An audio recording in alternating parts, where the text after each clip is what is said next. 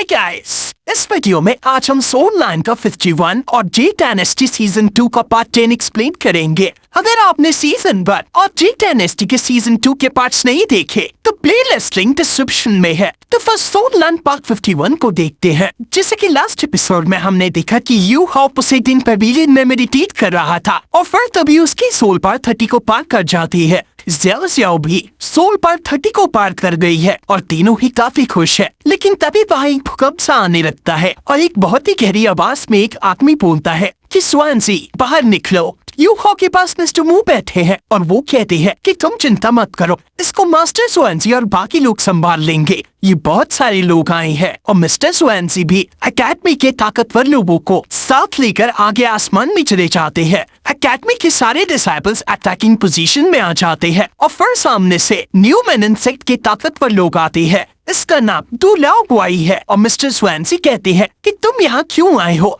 क्या तुम एक युद्ध शुरू करना चाहते हो? डू लाओ गुआई कहता है कि अपनी नॉनसेंस बंद करो और हमें यू हाउ को दे दो। यू हाउ जब ये सुनता है कि ये मेरे लिए आया है तो शॉक हो जाता है। मिस्टर मू से बताते हैं कि ये न्यू मेन सेक्ट से है और ये काफी ज्यादा ताकतवर है जो पॉइजन से भी नहीं मर सकता है। न्यू मेन सेक्ट हमेशा से डोमिनेट करता आया है आसपास की सेक्ट्स को और वो डिफेंस में भी काफी ज्यादा अच्छे है। वो अपने डिसाइपल्स की बहुत अच्छे से केयर और प्रोटेक्शन करते हैं। तुम्हारी स्पिरिचुअल आइज तुम्हारी ओरिजिनल मार्शल सोल है, इसलिए न्यू मेन सेक्ट तुम्हें अपना डिसाइपल यानी अपना मेंबर मानता है। स्पिरिचुअल आइज के मामले में न्यू मेन सेक्ट से ज्यादा रिसर्च और किसी ने भी नहीं की है। तो अगर तुम चाहो तो तुम न्यू मेन सेक्ट में जा सकते हो क्योंकि उसके पास जरूर कोई तरीका होगा जिससे वो तुम्हारे सेकंड स्पिरिचुअल अवेकनिंग भी कर सकते हैं। Original martial spirit ordinary martial spirit से अलग होती है और उसे सेकंड टाइम अवेक करना बिल्कुल पॉसिबल है। अवेकनिंग के बाद मार्शल सोल का लेवल और ज्यादा गहरा हो जाएगा और स्ट्रेंथ भी बहुत ज्यादा बढ़ जाएगी।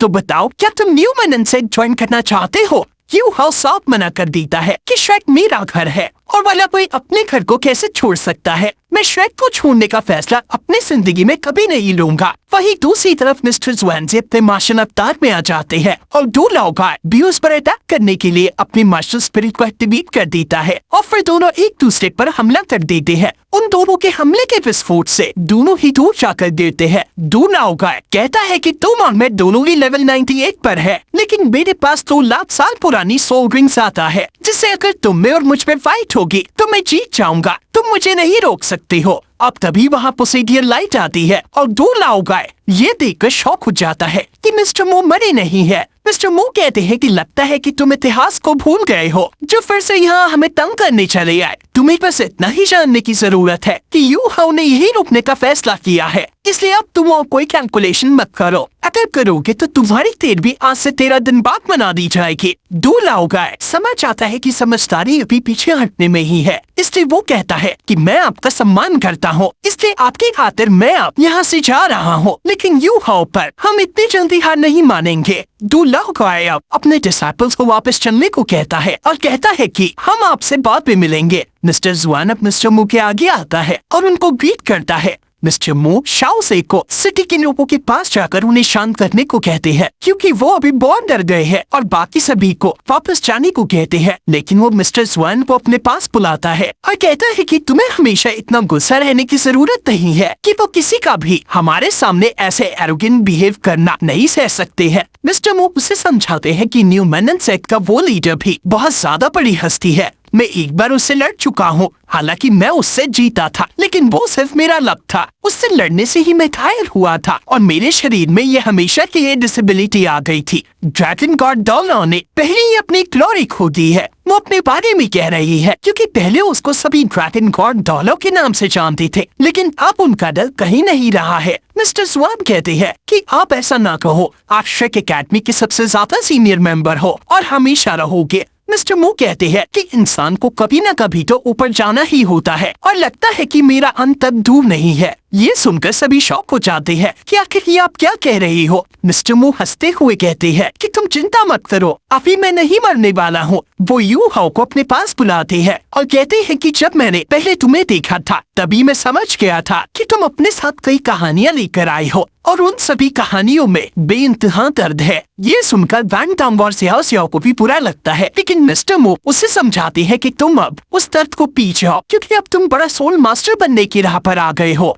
अब ये तुम्हारा घर है और तुम यहाँ हमेशा खुश रहो। यू हाउ भी काफी इमोशनल हो जाता है क्योंकि इस एकेडमी ने इसे बहुत कुछ दिया है और आज से मैं तुम्हें अपना डिसाइपल घोषित करता हूँ। और जब तक तुम एक भी दिन श्रेक एकेडमी में हो, श्रेक एकेडमी तुम्हें हर खतरे से प्रोटेक्ट करेगा। मिस्टर जुआन कहते हैं कि तुम ऐसे खड़ी क्यों हो, जल्दी से उनके डिसाइपल बनो। यू हाउ अभी तक सदमे में था कि मिस्टर मू ने उसे अपना डिसाइपल बना दिया है, इसलिए वो कुछ रिएक्शन ना दे पाया। लेकिन होश संभालते ही वो उन्हें छुपकर ग्रीट करता है और उन्हें मेंटर कहकर संबोधित करता है। मिस्टर मू से खड़ा करते हैं और फिर वैंग डांग और ज़ियाओ ज़ियाओ की तरफ देखकर कहते हैं कि तुम दोनों भी बहुत अच्छे हो। ज़ियाओ ज़ियाओ, तुम मिस्टर जुआनजी के अंदर रहकर कल्टीवेट करोगी। वो जुआनजी के आगे जाकर झुकती है और उन्हें अपना मेंटर स्वीकार करती है। मिस्टर जुआनजी उसे खड़ा करते हैं और फिर मिस्टर मू वैंग डांग से कहते हैं कि तुम्हारे पास लाइट एट्रीब्यूट है, तुम मेरे डिसाइपल बन जाओ इस टाइम पीरियड के लिए। वैंग डांग कहता है कि ये तो बहुत गलत बात है, मेरा लाइट एट्रीब्यूट का मार्शल सोल है जो आपसे मैच करता है, तो मैं भी आपका फेवरेट हमेशा के लिए डिसाइपल होना चाहिए ना। मिस्टर मू काफी हंसते हैं और कहते हैं कि ठीक है, तुम भी मेरे क्लोज डिसाइपल हो। वैंग डांग भी खुश होकर उनके सामने झुकता है और उन्हें मेंटर कहकर पुकारता है। अब ये बात कर ही रहे थे कि तभी यहाँ एक और विजिटर आता है। मिस्टर स्वानसे तुरंत उसे देखने जाते हैं और बाहर जाकर वो किसी को नहीं पाते। हालांकि उन्हें एक बहुत ही ज्यादा स्ट्रॉन्ग ऑरा का अनुभव हो रहा है, इसलिए वो अपनी पावर का यूज करके स्पेस टाइम के फैब्रिक्स को तोड़ते हैं और वहाँ से सन एंड मून एम्पायर का राजा निकलता है और वो कहता है कि क्या इस तरह से श्रेक अपने मेहमानों की मेहमान नवाजी करता है। मिस्टर स्वानसी उधर रिस्पेक्ट से मास्टर मिंगदे बुलाते हैं और कहते हैं कि आपका बहुत बहुत स्वागत है। ये देखकर मिंगदे हैरान हो जाता है कि ये मुझे पोसीडियम पवेलियन में आने दे रहा है। मिस्टर जुआन से मिस्टर मू ने ही कहा था कि जो भी हो उसे यहाँ अंदर ले आना और जियान लिंगर से पूरी सोल डिफेंस एकेडमी को बाहर के जंगलों में जाने को कह दो। मिस्टर जुआन ने बिल्कुल ऐसा ही किया और मिंगदे मिस्टर मू को ग्रेट करके उनका नाम पूछता है, जिस पर मिस्टर मू खुद को ड्रैगन गॉड डॉलर कहकर पुकारते हैं।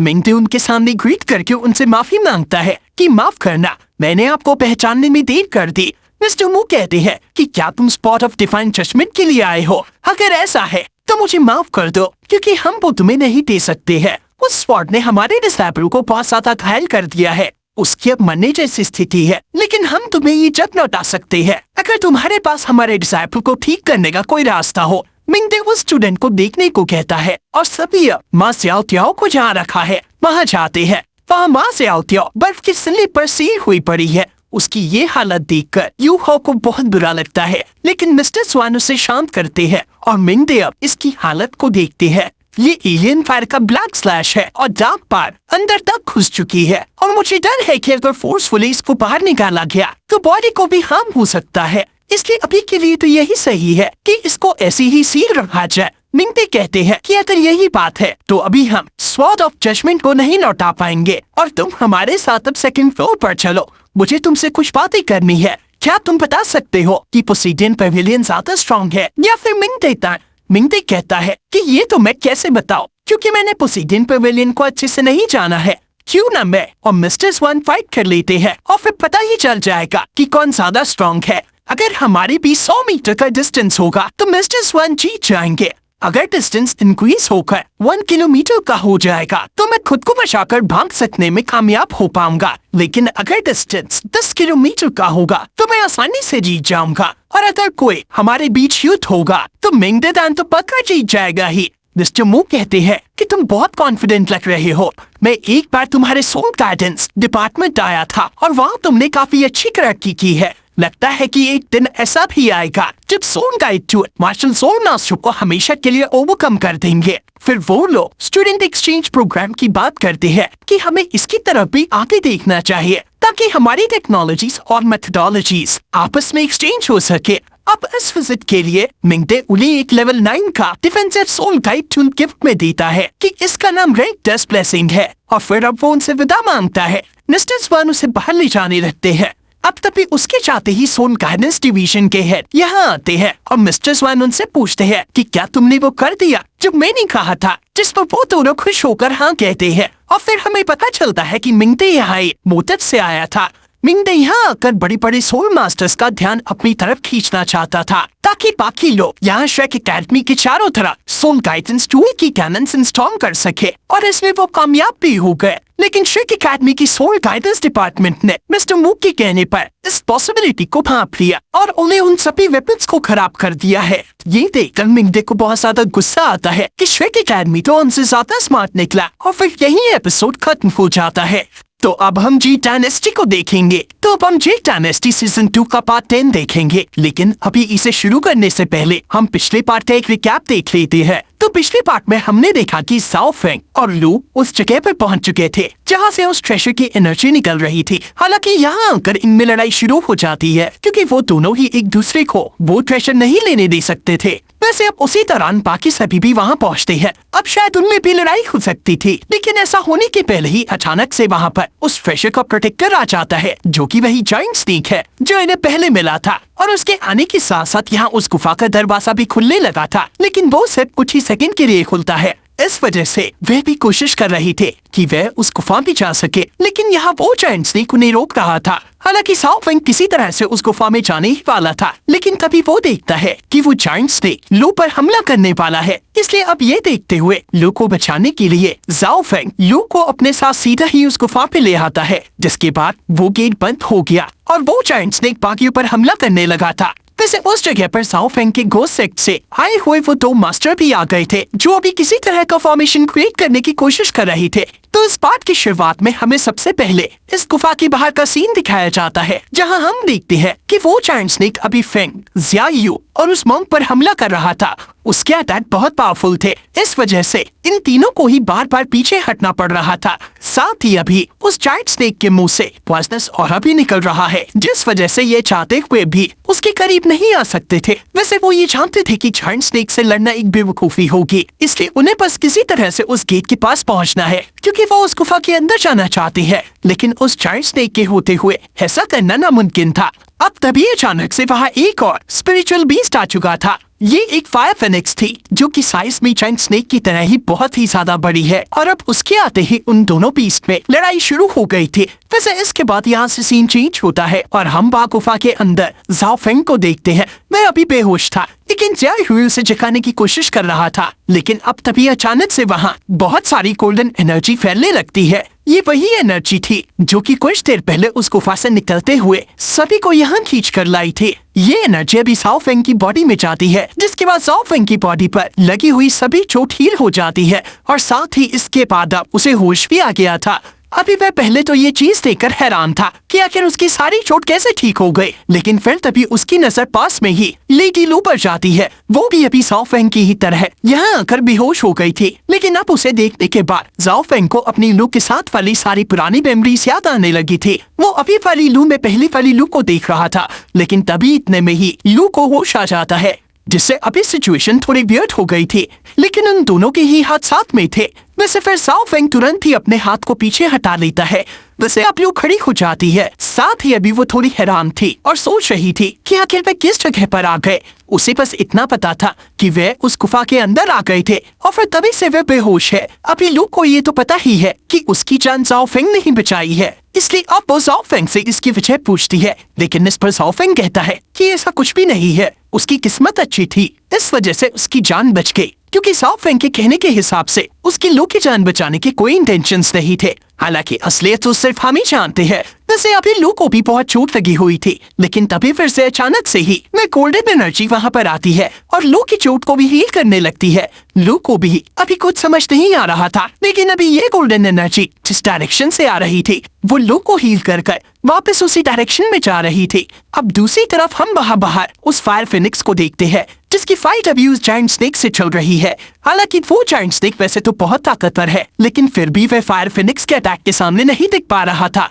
फायर फिनिक्स को देखकर भी ऐसा लग रहा था जैसे कोई उसे अपनी पार देने की कोशिश कर रहा है। वैसे अभी फिनिक्स फायर के अटैक की वजह से जायंट स्नेक को बार बार बचना पड़ रहा था। अब इसके बाद हम वापस से इधर गुफा के अंदर आते हैं और देखते हैं कि अभी लू और जाओ फेंग दोनों ही उस गोल्डन एनर्जी के पीछे जा रहे थे, और फिर कुछ ही दूर आने के बाद उन्हीं सामने एक बॉल रखा दिखता है, जिसके अंदर किसी तरह का लिक्विड रखा हुआ था, और अभी वो गोल्डन एनर्जी जिसने उन्हें हील किया वो भी उसी लिक्विड के अंदर से निकल रही थी। वे उसे देखकर समझ गए थे कि ये जरूर किसी तरह का हीलिंग पोशन है, और शायद यही वह ट्रेजर है जिसके लिए वे यहाँ पर आए थे। लेकिन अब झाओ फेंग जैसे ही उस पोशन को लेने के लिए हाथ बढ़ाता है तो लू उसके हाथ को रोक देती है।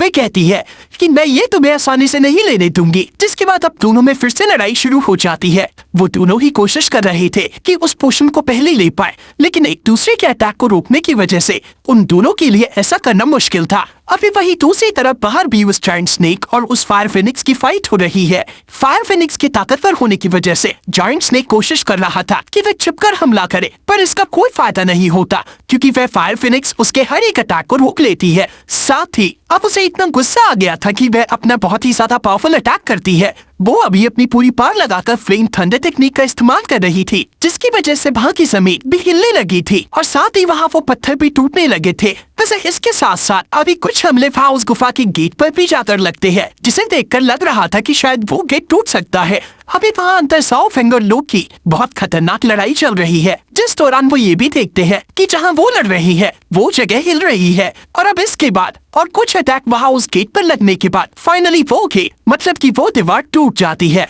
अब ये देखकर मोंक, फैंग और ज़ियायू तीनों ही हैरान थे और वो खुश भी थे क्योंकि अब वे शायद किसी तरह से उस गुफा के अंदर जा सकते हैं। इसलिए उन्हें ये भी पता है कि उन्हें आगे बढ़ने से पहले किसी तरह से इन दोनों बड़े पीस को चकमा देना होगा, जो करना लगभग नामुमकिन है क्योंकि वो फायर फिनिक्स खुद अभी उस गुफा के अंदर जाना चाहती है। शायद उसे भी वही ट्रेजर चाहिए जिसके लिए ये लोग यहाँ पर आए हैं। वैसे अब हम फिर से यहाँ उस गुफा के अंदर आते हैं और देखते हैं कि ऊपर की जो दीवार है वो बहुत ही तेजी से हिल रही है, लेकिन इसके बाद भी ये लोग उस पर ध्यान नहीं दे रहे थे। पर तभी अचानक से उस ट्रेजर वाले बॉल के अंदर से किसी तरह का स्टोन निकलता है। अभी उस स्टोन के बाहर आते ही उसके अंदर से बहुत सारी गोल्डन एनर्जी एक साथ निकलना शुरू हो जाती है। ये गोल्डन एनर्जी पहले तो आसपास फैलती है और उसके बाद स्क्रिप्चर्स में कन्वर्ट हो जाती है। ये स्क्रिप्चर्स बुक ऑफ हेवन के अंदर लिखे हुए हैं।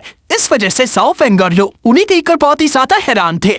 अभी इन्हें लैंग्वेज तो समझ आ रही थी, पर इन्हें ये नहीं समझ आ रहा था कि आखिर ये ट्रेजर उन्हें ये स्क्रिप्चर्स क्यों दिखा रहा है। वैसे अब इस दौरान वे इस चीज को फिर से नजरअंदाज कर देती है कि अभी ऊपर की दीवार लगभग पूरी तरह से क्रैक हो चुकी है और अब वहाँ से बहुत बड़ी बड़ी पत्थर भी गिरने लगे हैं। वैसे अब हम देखते हैं कि वह जो स्क्रिप्चर्स थे वे फिर से गायब होने लगे थे, जिसके बाद वो उस गोल्डन एनर्जी पे बदलकर वापस उस स्टोन में जाते हैं और फिर से वो स्टोन भी वापस से उसी बॉल पे जाकर उसी पानी में मिल जाता है। अभी लू और झाओ फेंग दोनों ही इसी चीज को देख रहे थे, लेकिन इतने में ही वो ऊपर की पूरी दीवार ही टूटकर नीचे गिरने लगी थी और फिर झाओ फेंग, लू और ज़िया तीनों ही वहाँ उन पत्थरों के नीचे कैद हो चुके थे। वैसे ये चीज उनके लिए कोई सीरियस बात नहीं थी क्योंकि उन्होंने बहुत ही आसानी से इन स्टोन्स को वहाँ से हटा दिया था। अब यहाँ वह ट्रेजर भी उनके सामने था, लेकिन अब वो लोग उस गुफा में नहीं थे क्योंकि वो गुफा टूट चुकी है, इसलिए वह वापस वहाँ बाहर आ गए थे। या अभी जायंट स्नेक के साथ साथ उस फायर फिनिक्स को देखकर झाओ फेंग और लू दोनों ही बहुत हैरान थे क्योंकि इतने बड़े स्पिरिचुअल बीस्ट से उनके लिए लड़ पाना नामुमकिन है। वैसे अभी तो उनके सामने सिर्फ जायंट स्नेक ही था, लेकिन इतने में ही वो फायर फिनिक्स भी वहाँ पर आ जाती है। अब वहाँ दूसरी तरफ हम घोस्ट सेक्ट के उन दोनों मास्टर्स को देखते हैं। वे इस वक्त भी उसी सेम फॉर्मेशन को बनाए हुए थे और धीरे धीरे उसकी पार बढ़ा रहे थे। ऐसा लग रहा था जैसे कि वे उस फॉर्मेशन से यहाँ उस फायर फिनिक्स को कंट्रोल कर रहे हैं और उसे अपनी एनर्जी दे रहे हैं। पर अब जो भी हो, लेकिन यहाँ फायर फिनिक्स की पार तो अचानक से ही बहुत ज्यादा बढ़ गई थी, जिस वजह से अभी उसके अटैक के सामने वो जायंट स्नेक भी नहीं देख पा रहा था, जिस वजह से उसे वहाँ से जितना हो सके उतना ही दूर हटना पड़ रहा था। हम देखते हैं कि फायर फिनिक्स के अटैक से अभी जो हवा चल रही थी उसकी वजह से यहाँ झाओ फेंग भी खुद को संभाल नहीं पा रहा था। साथ ही ज़ियायू भी अभी बहुत मुश्किल से झाओ फेंग को पकड़े हुए था, लेकिन अब उस तेज हवा की ही वजह से वो उस ट्रेजर से बहुत दूर हो गए थे। वहाँ दूसरी तरफ फेंग, ज़ियायू और मोंक वे तीनों भी अभी छुपे हुए थे, लेकिन मैं जानती थी कि अब यहाँ पर उन्हें ट्रेजर मिलने की कोई चांसेस नहीं है क्योंकि वह ट्रेजर अभी उनसे बहुत दूर है। पर अब तभी हम देखते हैं कि वो जायंट स्नेक फिर से वहाँ उस फायर फिनिक्स से लड़ने के लिए आता है, जिसके बाद जब वो दोनों बीस्ट फाइट कर रहे थे तभी यहाँ ज़ियायू चुपचाप उस ट्रेजर के पास आ जाता है।